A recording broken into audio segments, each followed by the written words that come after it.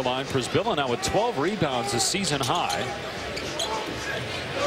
And Matthews buries a three.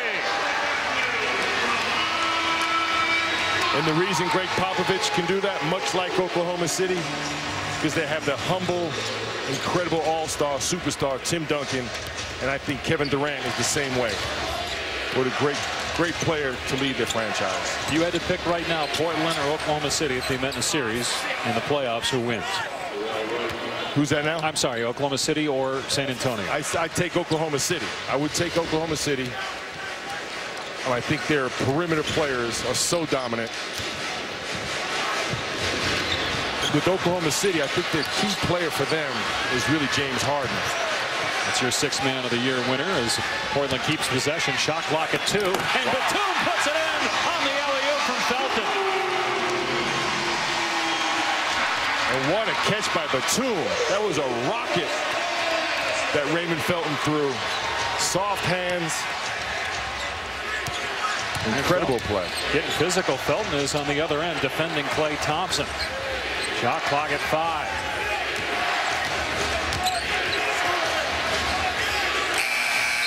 And Thompson did not get it away. Shot clock violation. Clock running down. Raymond Felton, desperation. Alley-oop to Nicholas Batum. Soft hands for the alley-oop dunk.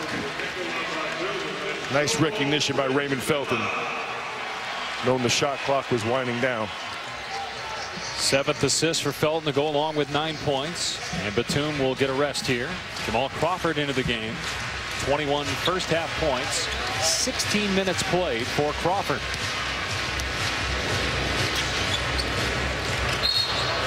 And Darrell Wright picks up a foul.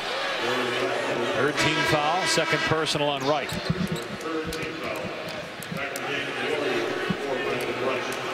Brandon Rush and Dominic McGuire come into the game for Golden State. David Lee with a double-double, 19 points, 10 rebounds. Will take a seat for now. You picked Durant to win the MVP. A lot of people are going to disagree with you there and say LeBron.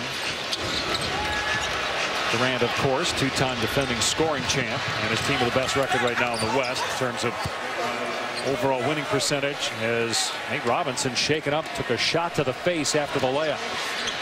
And it's 5-on-4. Babbitt, though, can't hit the 3.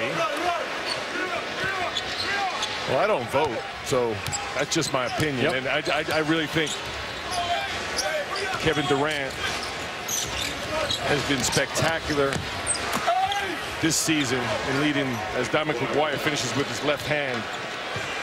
OKC wins the West. As Jamal Crawford gets fouled yet again on a 3-point shot attempt by Darrell Wright. So it'll be 3 free throws again for Crawford. 3rd personal on Darrell Wright. 10-point Portland lead.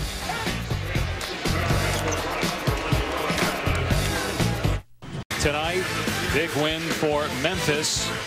Clippers on the road at Oklahoma City.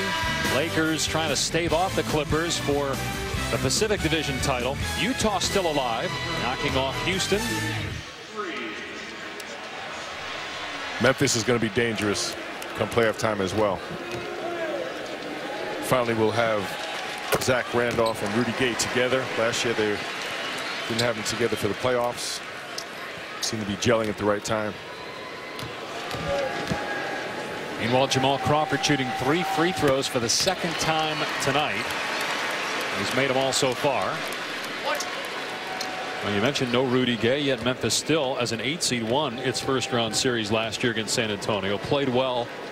Had a couple overtime games against Oklahoma City in that 2nd round.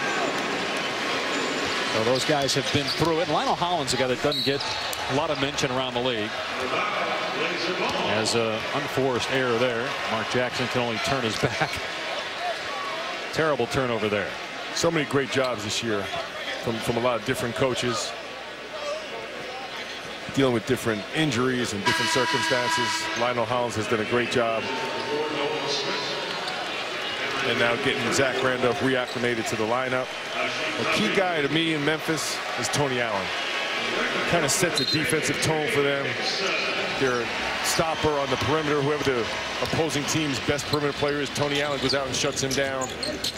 And he's a key contributor to me for Memphis. As Jamal Crawford stays hot, knocks down another contested jump shot.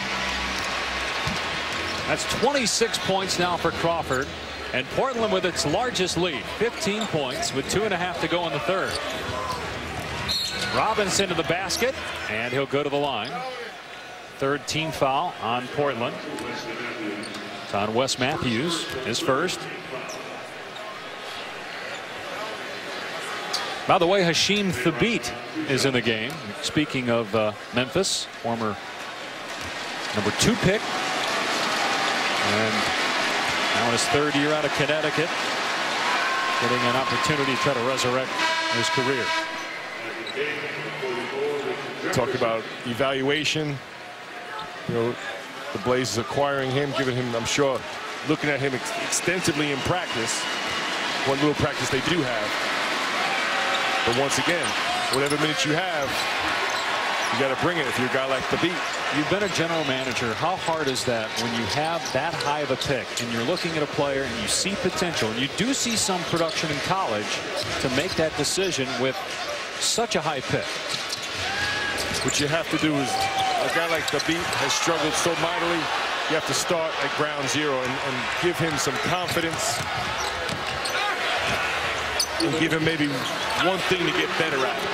You know, little by little. There, nice contest. Good rebound.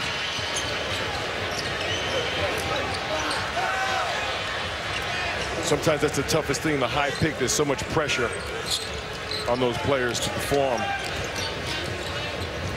Obviously, it didn't work out with Portland's own #1 overall pick, Greg Oden, but that was because of injuries.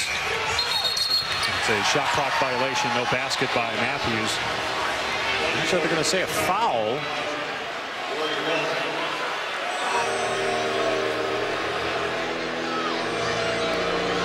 Shot clock. So just a shot clock violation. Golden State ball down 14, minute and a half remaining here in the third.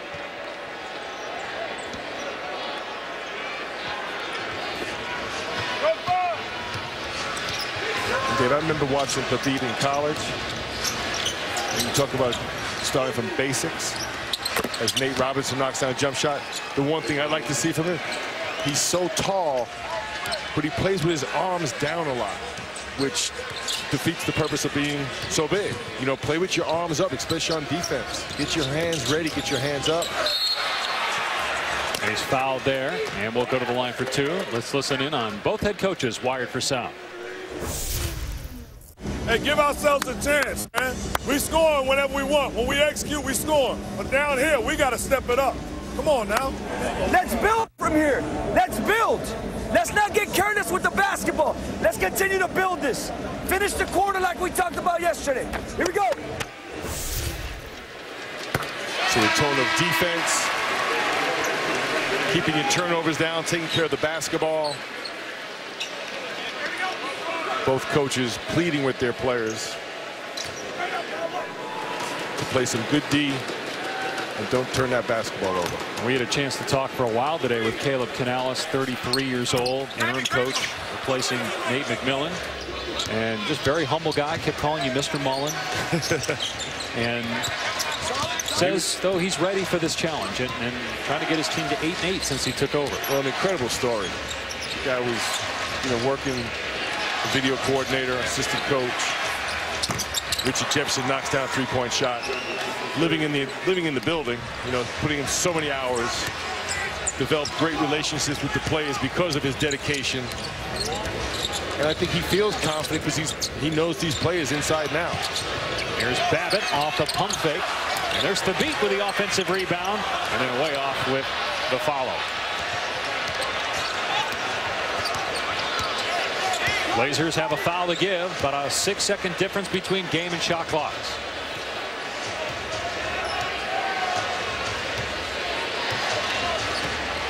Robinson off the Lee screen. Robinson against Thabeet. Robinson, no. Rebound Smith. Still chance for a good shot for the Blazers. Here's Crawford, lets it fly. Off the mark. And the Blazers will take a 10-point lead to the fourth quarter. 85-75. They lead Golden State.